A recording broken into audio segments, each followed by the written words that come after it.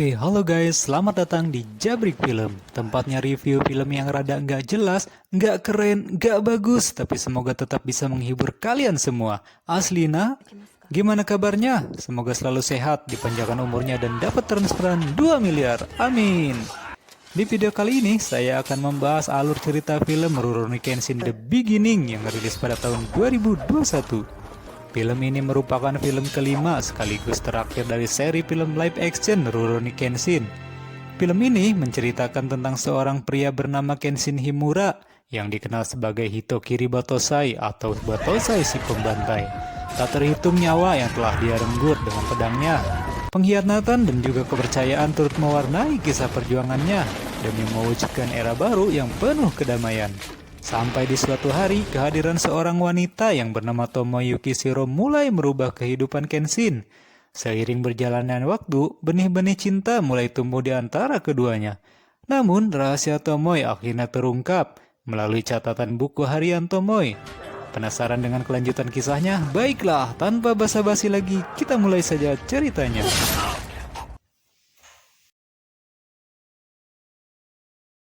Di tahun 1864 Masehi, diperlihatkan suatu peristiwa yang sangat tidak menyenangkan.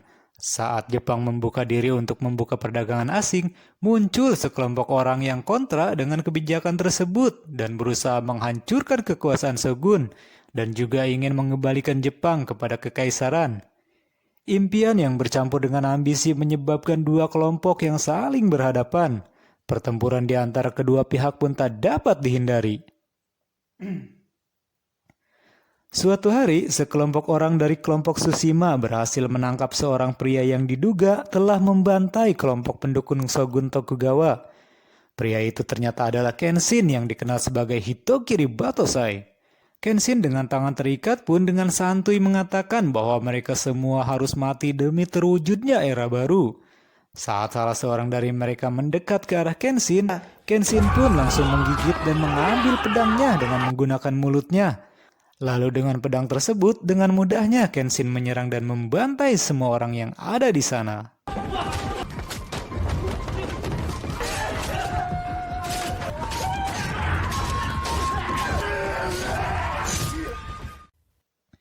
Tak lama berselang, sekelompok polisi yang dikenal dengan nama Shinsenggumi datang di TKP dan menemukan banyak mayat berserakan. Melihat luka yang ada pada mayat-mayat tersebut, mereka yakin kalau pelakunya adalah si Hitokiri Batosai yang merupakan pembunuh berdarah dingin. Scene beralih pada suatu malam.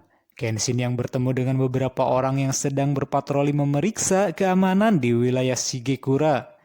Kenshin dengan tanpa ragu langsung menyerang mereka semua. Kenshin pun mendapatkan perlawanan, namun karena skill dan teknik berpedang Kenshin yang sangat OP, sehingga membuat pertarungan ini terlihat sebagai sebuah pembantaian. Kenshin yang mengira semua musuhnya telah mati dibuat terkejut. Ternyata salah satu dari mereka masih hidup dan berusaha untuk bangkit. Pria itu pun mengatakan bahwa ia tidak boleh mati sekarang karena ada seseorang yang dia cintai. Pria itu kembali berusaha melawan Kenshin, namun dengan mudah Kenshin menebasnya. Namun pria itu kembali bangkit dan kembali melakukan perlawanan dan berhasil membuat luka di wajah Kenshin. Lalu dengan tanpa belas kasihan, Kenshin pun kembali menghunuskan pedangnya kepada pria tadi.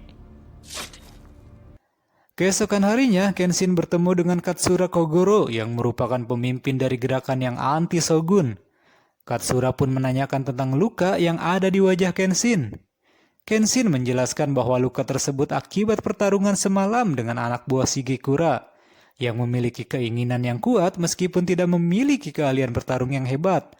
Katsura pun mengingatkan Kenshin agar berhati-hati kepada kepolisian Shinsenggumi karena mereka menganggap kalau Hitokiri Batosai adalah sebuah ancaman terbesar.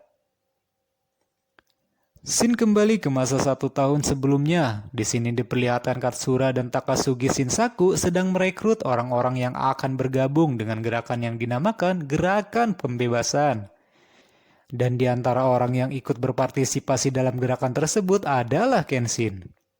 Salah satu anggota dari mereka meragukan Kenshin karena memiliki tubuh yang terlihat letoy dan mengajak Kenshin untuk bertarung dengannya.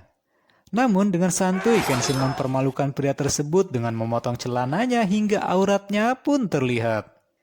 Sontak kejadian tersebut membuat semua orang yang melihatnya pun terkejut.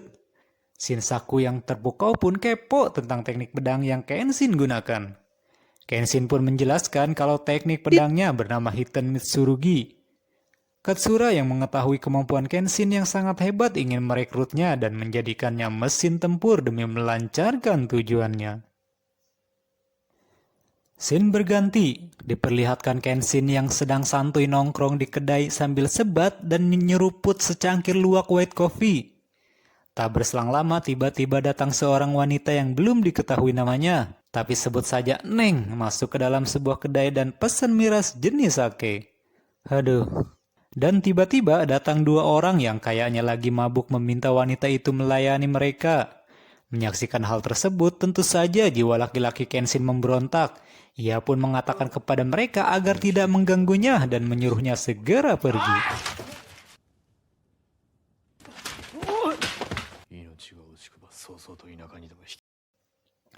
Saat keluar dari kedai, Kenshin yang mengetahui kalau dua pria tadi sedang bersembunyi mengatakan agar segera pergi melarikan diri. Namun terlambat, tiba-tiba datang seorang dan langsung menebas mereka berdua. Ternyata orang tersebut adalah pembunuh bayaran yang sedang mengincar Kenshin dan pertarungan pun terjadi. Tentu saja Kenshin dengan mudah dapat mengalahkan pria tersebut. Setelah mengalahkan pria tersebut, Kenshin pun terkejut karena si Neng sudah ada di belakangnya dan menyaksikan Kenshin saat membunuh pria tadi. Namun tak disangka si Neng seolah tak peduli dengan yang Kenshin lakukan. Ia justru berterima kasih kepada Kenshin karena telah menolongnya. Setelah mengucapkan hal tersebut, tiba-tiba si Neng jatuh dan tak sadarkan diri. Tentu saja Kenshin pun menolongnya dan membawanya ke penginapan. Waduh, gawat eta mah euy. Keesokan harinya, si Neng yang sudah sadarkan diri memperkenalkan dirinya kepada Kenshin dan juga kepada semua teman-temannya. Ternyata nama si Neng adalah Tomoe Yukishiro dan mengatakan bahwa ia akan bekerja di penginapan tersebut. Saat Tomoe mengikuti Kenshin, Kenshin yang sok jaim menyuruh Tomoe agar pergi dan melupakan kejadian yang Tomoe lihat pada malam itu. Namun Tomoe mengatakan bahwa ia sudah tak memiliki siapapun dan memilih untuk bekerja dan tinggal di sana. Tomoe pun menanyakan apakah Kenshin akan membunuhnya seperti yang ia lakukan kepada orang-orang tadi malam. Namun Kenshin mengatakan bahwa ia enggak atuh Neng, Aamah enggak mungkin membunuh Neng. Kenshin mengatakan bahwa ia hanya membunuh orang-orang yang pro Shogun demi menggapai era baru untuk menuju kehidupan yang damai. Scene berganti, pada suatu malam Katsura mendatangi Tomoe. Katsura mengatakan bahwa mereka sedang melakukan segala upaya untuk mengakhiri kebusukan Shogun Tokugawa dan mengatakan Kenshin memiliki peranan yang sangat penting untuk mewujudkan tujuan tersebut. Dan Katsura pun memperingati Tomoe agar tak menghalangi Kenshin dalam menjalankan misinya. Keesokan harinya, Tomoe menyerahkan sebuah pedang yang dititipkan oleh Katsura untuk diberikan kepada Kenshin. Tomoe pun memberanikan diri untuk mengajak Kenshin datang ke sebuah festival. Di momen tersebut Tomoe menanyakan kebenaran tentang pertarungan demi menggapai kedamaian kepada Kenshin. Kenshin pun menjelaskan bahwa untuk mewujudkan tujuan tersebut memang harus bertarung dengan menggunakan pedang. Dan kebetulan orang yang memiliki kesempatan tersebut adalah dirinya. Sementara itu di markas pusat Shinsengumi, mereka mendapatkan informasi bahwa para pemberontak kesogunan berencana membakar istana pada festival malam dan berencana menculik kaisar. Kondo Isami yang merupakan pemimpin kepolisian Shinsengumi memerintahkan pasukannya untuk memburu pemberontak yang diinformasikan berada di penginapan Karawamachi.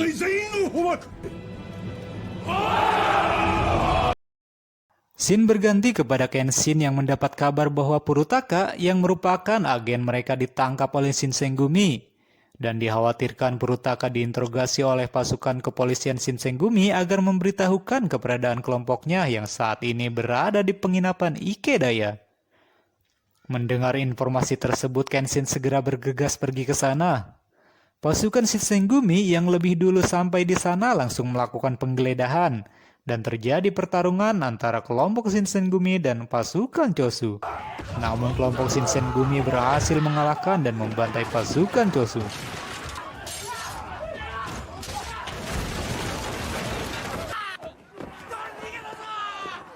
Salah satu kapten Shinsengumi yang bernama Okita Soji mengejar salah satu anggota kelompok Chosu yang berusaha melarikan diri. Dan di tengah pengejaran, Kenshin pun akhirnya datang dan terjadilah pertarungan yang sangat sengit.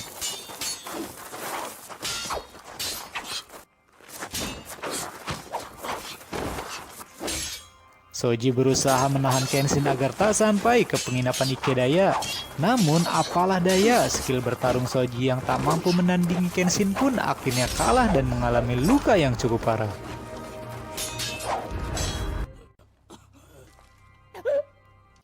Tak lama berselang, Hajime Saito yang merupakan kapten unit ketiga Shinsengumi dan beberapa orang pasukannya datang ke sana. Namun sesaat sebelum Kenshin dan Saito adu mekanik, rekan-rekan Kenshin datang dan memberi kabar bahwa Katsura berhasil melarikan diri. Dan rekannya tersebut meminta agar Kenshin menghentikan pertarungan dan segera pergi.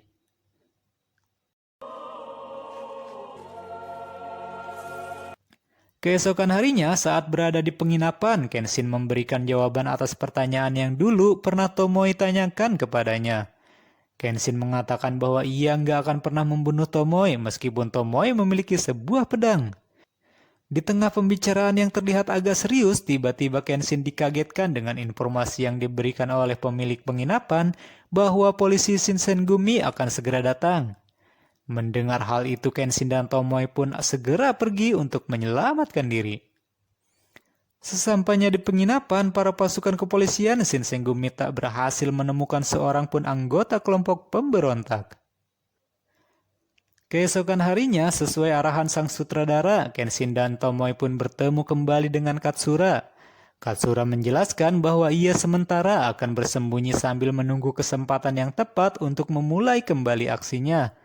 Katsura pun meminta Tomoe untuk pergi bersama Kenshin ke sebuah desa di luar Kyoto, dan untuk sementara waktu mereka akan tinggal di sana. Mereka pun akhirnya tinggal bersama di sebuah saung reot dan menjalani kehidupan layaknya suami istri. Beberapa bulan berlalu, mereka akhirnya terlibat cinta lokasi alias cinlok. Kenshin mulai merasakan kebahagiaan yang pernah ia rasakan semenjak kehadiran dan juga kebersamaannya dengan Tomoe. Rupanya benih-benih cinta mulai bersemi antara kedua insan ini.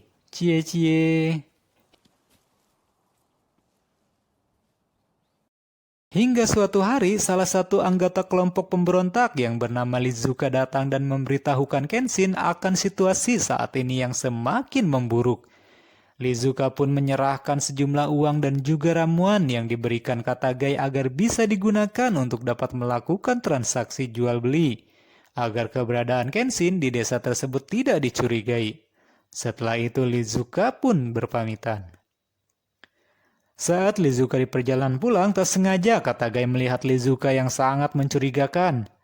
Katagai pun akhirnya berinisiatif diam-diam mengikutinya.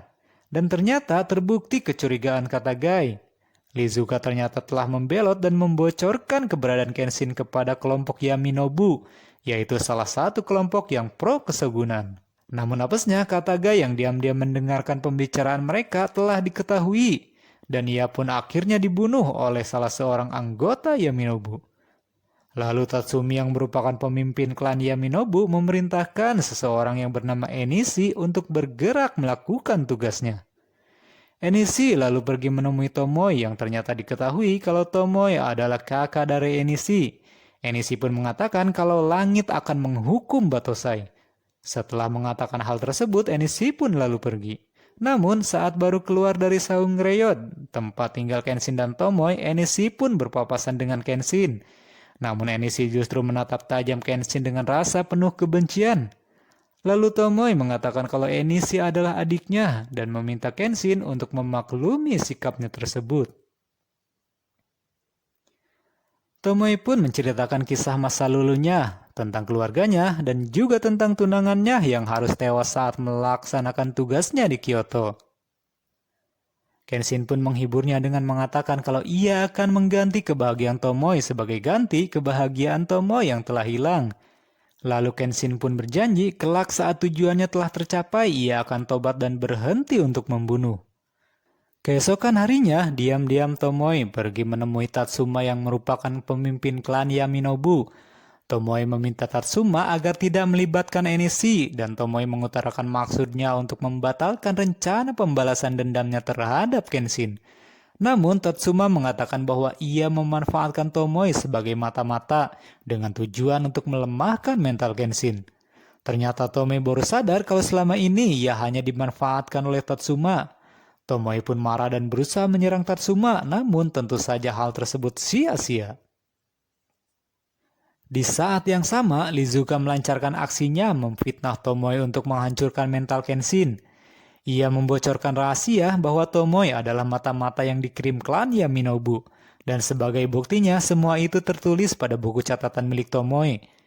Dan terungkap kalau tunangan yang Tomoe waktu itu bicarakan adalah Akira Kiyosato, yaitu pria yang telah Kenshin bunuh saat melakukan aksinya di Kyoto.